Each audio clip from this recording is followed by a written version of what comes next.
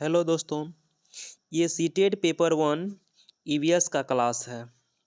इसका एक एक शब्द इम्पोर्टेंट है, इसलिए आप सभी लोग जितने भी लोग नोट्स बनाते हैं, सबसे पहले आप नोट्स बना लीजिए और जब टाइम मिलेगा तो पढ़िएगा। आपको कोई भी बुक किनने का आवश्यकता नहीं है। आप मेरा वीडियो देख करके आप सीटेट पास कर सकते हैं। ये ईवीएस का क्लास है, तो आज हम लोग पढ़ेंगे जिन जानवरों के बाहरी कान और शरीर पर बाल होते हैं वह बच्चे देते हैं। जैसे मानव का बाहर कान है और शरीर पे बाल है, बच्चे देते हैं। गाय, भैंस, बकरी, कुत्ता, ये सब के बाहरी कान है। जितने भी जानवर के बाहरी कान होंगे वह बच्चे देंगे और शरीर पे बाल होंगे। नेक्स्ट है, जिन जानवरों के बाहरी कान और शरीर पर बाल नहीं होते हैं वह अंडे देते हैं। सांप ले लीजिए, उसके पास कान नहीं होता है तो अंडे देते हैं। छिपकली ले लीजिए, अंडे देते हैं। पक्षी ले लीजिए, अंडे देते हैं, क्योंकि उसके पास बाहरी कान नहीं है, ना तो शरीर पे बाल है। नेक्स्ट है, बाज, चील और गिद्ध जैसे मांसाहारी पक्षियों की चोंच छोटी और हुक की तरह मुड़ी होती है, क्योंकि ये मांस खाते हैं और मांस को निकालना होता है। इसलिए चील, बाज, गिद्ध का जो चोंच है वह हुक के जैसा होता है। नेक्स्ट है, तोते की मुरादार चोंच होती है जो फल कुतरने में मदद करती है। नेक्स्ट है, कबूतर, गौरैया आदि की चोंच मोटी, चौड़ी और मजबूत होती है। ऐसी चोंच अनाज के दोनों दानों को तोड़ने में सक्षम होती है। नेक्स्ट है, मछली पकड़ने वाली पक्षी जैसे सारस, बोगला आदि की चोंच लंबी, पतली और सुई जैसी होती है। नेक्स्ट है, कुछ पक्षियों की चोंच में निस्पंदन प्रक्रिया होती है, यानी छीलने की प्रणाली होती है। उदाहरण, हंस, फ्लेमिंगो, बतख आदि में ऐसे पक्षी पानी के आसपास रहते हैं। नेक्स्ट है, मगरमच्छ के छोटे छेद जैसे कान होते हैं, लेकिन आसानी से दिखाई नहीं देते हैं। नेक्स्ट है, छिपकली के भी छेद जैसे कान होते हैं। नेक्स्ट है, मछलियां खतरों की चेतावनी एक दूसरे को बिजली तरंग से देती है। नेक्स्ट है, गिलहरी के दांत हमेशा बढ़ते रहते हैं। दांतों से काटने और कुतरने के कारण इनके दांत घिस जाते हैं। याद रखिएगा, गिलहरी का दांत हमेशा बढ़ते ही रहते हैं, कुतरते रहते इसलिए उसका दांत छोटा हो जाते हैं। नेक्स्ट है, बिल्ली के दांत नुकीले होते हैं जो मांस को फाड़ने और काटने के काम आते हैं।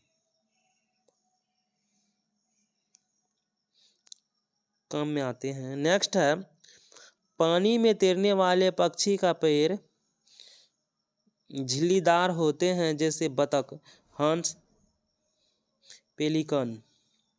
नेक्स्ट है, राष्ट्रीय उद्यान।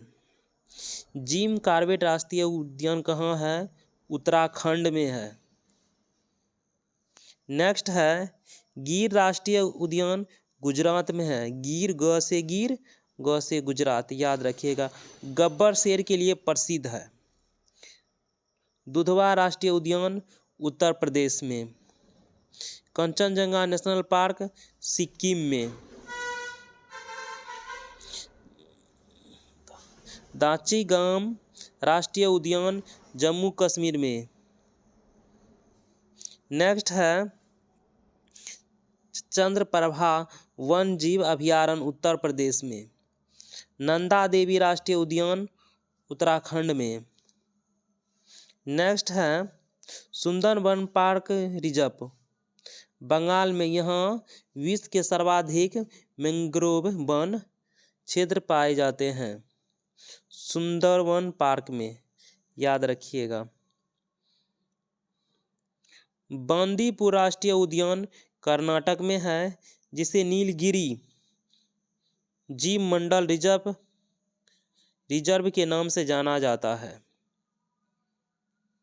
नेक्स्ट है काजीरंगा राष्ट्रीय उद्यान असम में है, एक सींग वाले गेंडों के लिए प्रसिद्ध है, आबादी वहाँ अधिक है, एक सींग वाला गेंडा। बांधवगढ़ राष्ट्रीय उद्यान मध्य प्रदेश में है। रणथंभौर राष्ट्रीय उद्यान राजस्थान में है, र से राजस्थान, र से रणथंभौर। नेक्स्ट है कुंद्रा हिल्स राष्ट्रीय उद्यान राजस्थान के भरतपुर जिले में स्थित है। नेक्स्ट है केवला या घना राष्ट्रीय उद्यान, यह राजस्थान की नमभूमि में है। नेक्स्ट है राजाजी राष्ट्रीय उद्यान देहरादून में स्थित है, हाथी के लिए प्रसिद्ध है, देहरादून में है, हाथी के लिए प्रसिद्ध है राजाजी राष्ट्रीय उद्यान। इम्पोर्टेंट प्रश्न है दोस्तों, इनका एक एक शब्द याद कर लीजिएगा, क्योंकि शब्द से ही सीटेट में प्रश्न बनते हैं। नेक्स्ट है देश में सबसे छोटा राष्ट्रीय park south button Andaman Nicobar में है। नेक्स्ट है देश में सबसे बड़ा राष्ट्रीय पार्क ही मीन्स लद्दाख में है, यह सबसे ऊंचाई पर स्थित है। भारत में सबसे ज़्यादा राष्ट्रीय उद्यान मध्य प्रदेश में है, वहाँ पर वन भी अधिक, सबसे अधिक वन कहाँ है, मध्य प्रदेश में ही सबसे अधिक वन है। नेक्स्ट है देश का सबसे बड़ा बाघ अभयारण्य नागार्जुन सागर है, जो आंध्र प्रदेश में है। नेक्स्ट है विश्व का एकमात्र तैरता हुआ राष्ट्रीय पार्क केबुल लामजाओ राष्ट्रीय उद्यान है। इम्पोर्टेंट प्रश्न है, एक एक शब्द को याद कर लीजिएगा। भारत में सबसे ज़्यादा वन जीव अभयारण्य अंडमान निकोबार में है। मानस नेशनल पार्क असम में है। Sultanpur lake bird sanctuary Haryana में। पेरियार नेशनल पार्क केरल में। कन्हा राष्ट्रीय उद्यान मध्य प्रदेश में है। नेक्स्ट है हम लोग आवास के बारे में जानेंगे, घर के बारे में, कहाँ का घर कैसा होता है। तो पढ़ते हैं मिट्टी के घर, इन घरों की दीवार मोटी होती है।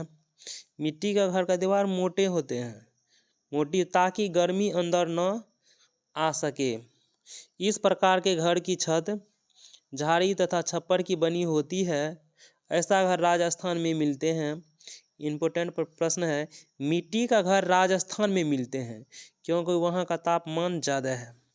नेक्स्ट है बांस या लकड़ी के घर, इस प्रकार के घर उसी क्षेत्र में पाए जाते हैं जहाँ अधिक वर्षा होती है। इस प्रकार के घर जमीन से 10-12 फीट ऊंचे बांस के मजबूत खंभों पर बनाए जाते हैं। भारत के राज्य असम में बांस के घर देखने को मिलते हैं। नेक्स्ट है ईंट का घर, इस प्रकार के घर जनसंख्या वहन क्षमता क्षेत्र में पाए जाते हैं। भारत के मैदानी इलाके में इस प्रकार के घर पाए जाते हैं जहाँ की भूमि समतल और सपाट रहते हैं। वहाँ पर लुईस ब्रेल के बारे में पढ़ेंगे और ब्रेल लिपि के बारे में हम लोग पढ़ेंगे। लुईस ब्रेल फ्रांस के थे। लुईस ब्रेल लिपि को लुईस स्क्रिप्ट कहते हैं और लुईस ब्रेल ने ही इस लिपि का खोज किया था जो अंधे लोग पढ़ते हैं इस लिपि में, जिसके पास आँख नहीं होते हैं। नेक्स्ट है एक मोटे कागज पर एक नुकीली चीज़ से 6 बिंदुओं को उभारा जाता है। फिर उभरे हुए बिंदु को उंगली के सहारे इन्हें स्पर्श करते हुए पढ़ा जाता है। यह ब्रेल लिपि कहलाते हैं। इम्पोर्टेंट प्रश्न है, यह स्क्रिप्ट 6 बिंदु पर आधारित होती है। ये सीटेट में बहुत बार पूछे गए हैं। दोस्तों वीडियो हो गया ख़त्म। ये ईबीएस का क्लास है दोस्तों, इसका नोट्स ज़रूर बनाइएगा आप लोग। वीडियो हो गया ख़त्म, लाइक करें, सब्सक्राइब करें और शेयर करें अपने दोस्तों में, और वीडियो को देखिए, नोट्स बनाइए।